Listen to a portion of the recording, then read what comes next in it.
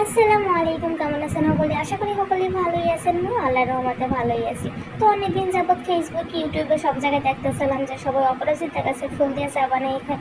তো মই ভাবলাম যে মোর গাছে যেহেতু অপরাজিতা ফুল আছে তো মই একটু ট্রাই করে দেখি। তো আমি ট্রাই যখন করবো তো আপনাগুলোকে একটু অপরাজিতা ফুল দিয়ে যেহেতু চা বানাবো তো এর মোর তো অপরাজিতা ফুল লাগবে। তো এর মই এবার মোর বাগানে এই পড়ছি ফুল ছেড়া লাগবে।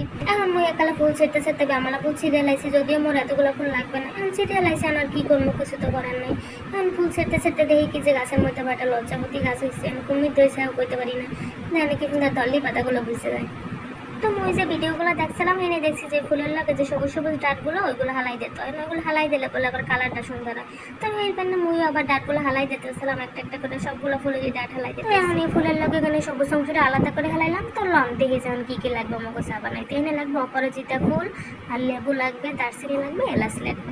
তো মই একটা পাইলের মধ্যে 1.5 কাপ পানি দিলাম, 2টা এলাচ দিলাম, আর 1টা দারচিনি দিয়ে দিলাম। এখন যে পানিগুলো ফুটে উঠছে এবার মই আবার এই ফুলগুলো দিয়ে দিচ্ছি সব। মানে ফুলগুলো দিয়ে একটু নাড়ে ছেড়ে দিতে হইবে ভালো করে লাইটে ছেড়ে দিয়ে এবার আবার সুন্দর করে ডাইকা দিতে হইবে, কারণ ডাইকা দিলে বলে আবার কালারটা সুন্দর হয়। মই আবার ভিডিওতে দেখছিলাম, তাই এবার মই আবার সুন্দর করে ডাইকা দিচ্ছি।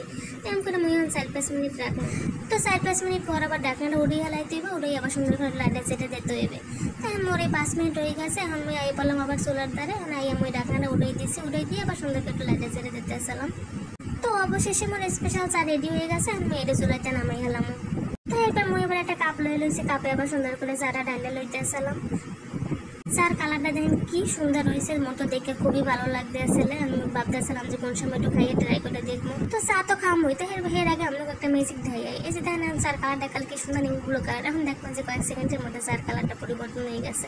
তো এই কী করবো, আমি এই চার মধ্যে সুন্দর করে 2 পিস লেবু নিয়ে একটা চেপে লেবুর রস দিতে আসলাম। লেবুর রস দিয়ে এবার একটু চামচ দিয়ে ভালো করে লাইটে ছেড়ে দিতে হইবে। তাহলে দেখবেন যে কালারটা চেঞ্জ হয়ে অন্য কালার ধারণ করছে। এখন দেখেন যেগুলো দেখলাম বেগুনি কালার হয়ে গেছে, কি সুন্দর দেখাইতেছে চার কালারটা। তো মোর দ্বারা কিন্তু 2টা কালারই খুব সুন্দর লাগতেছে। তো এর লাগে কিন্তু আপনারা একটু মধু মিশিয়ে খাইতে পারেন। এই চাটা কিন্তু মগু শরীরের লাগে খুবই উপকারী। তো চাইলে কিন্তু আপনারাও বানাই খাইতে পারেন।